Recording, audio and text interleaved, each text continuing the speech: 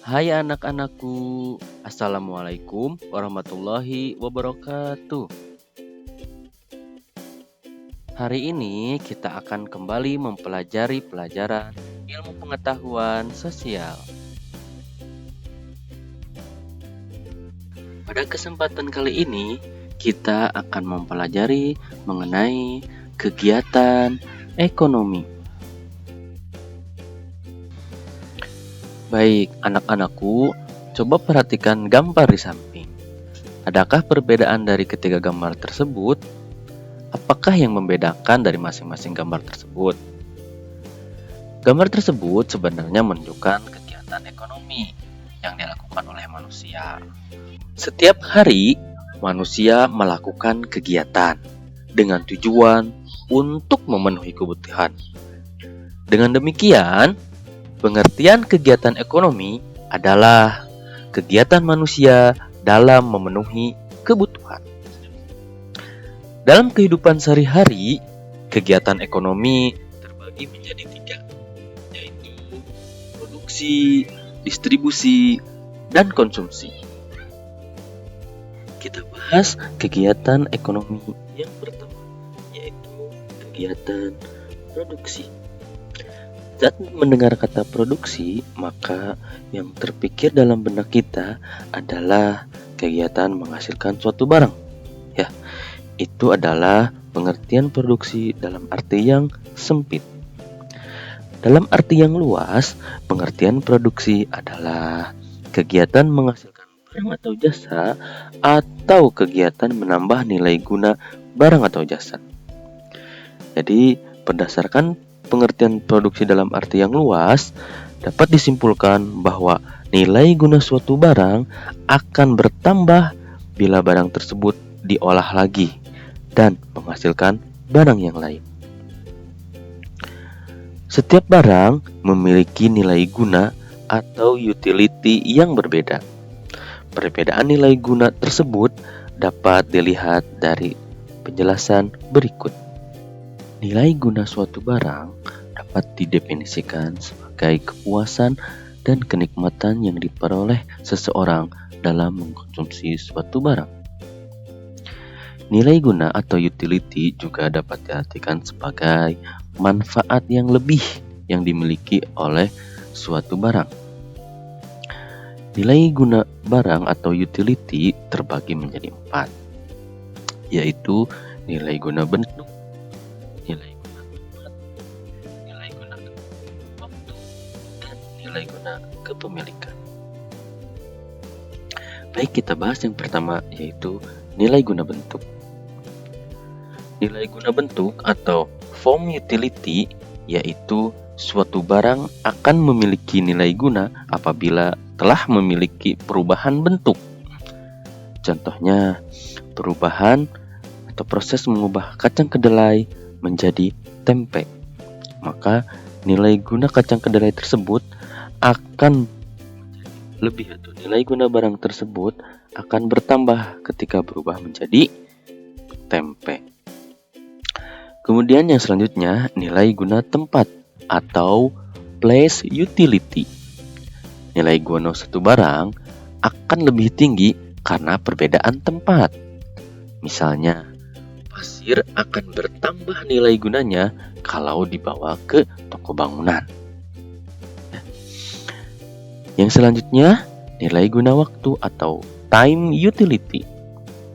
Nilai guna suatu barang akan bertambah kalau barang tersebut digunakan pada saat yang tepat.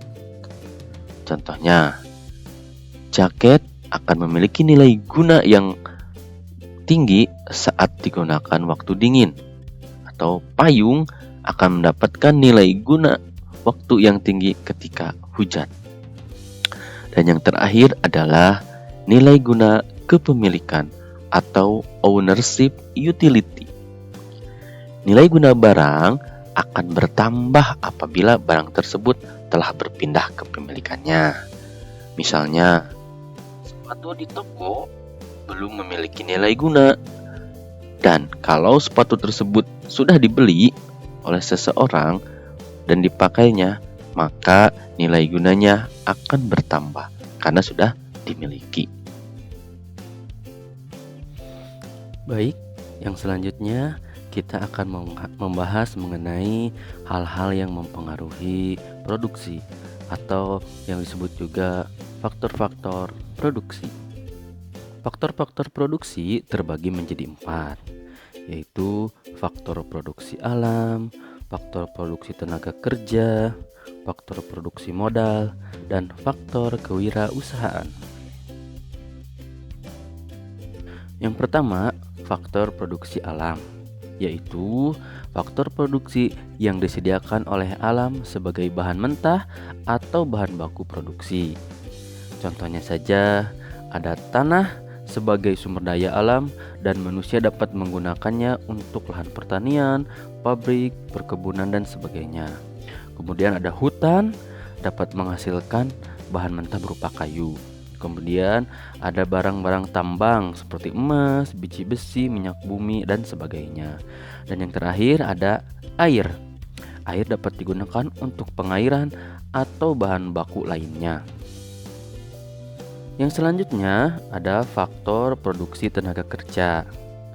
Tenaga kerja adalah sumber daya manusia yang dapat digunakan kemampuannya untuk proses produksi. Nah, tenaga kerja ini terbagi menjadi 3, yaitu ada tenaga kerja terdidik, adalah tenaga kerja yang menempuh pendidikan secara formal.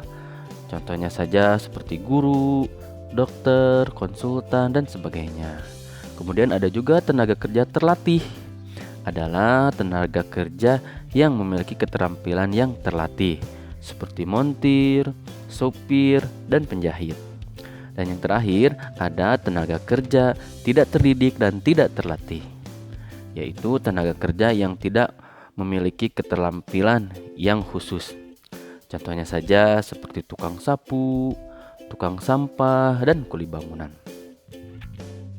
Baik, yang selanjutnya faktor produksi modal. Modal adalah segala hasil produksi yang dibuat manusia dengan tujuan untuk menghasilkan barang-barang atau jasa-jasa yang lain. Modal tidak hanya berupa uang, tetapi bisa juga berupa barang. Contohnya gedung, mesin, bahan mentah, ya, itu termasuk dalam faktor produksi modal. Kemudian faktor produksi yang terakhir adalah faktor kewirausahaan. Kewirausahaan adalah kemampuan seseorang untuk menyatukan semua faktor produksi agar dapat menghasilkan barang tertentu. Faktor produksi ini merupakan kemampuan menjalankan suatu perusahaan sehingga perusahaan tersebut dapat berjalan secara efisien dan menguntungkan. Kewirausahaan ini sangat besar peranannya dan sebagai penentu dalam pelaksanaan serta hasil yang ingin dicapainya. Nah, itulah pembahasan mengenai kegiatan ekonomi produksi.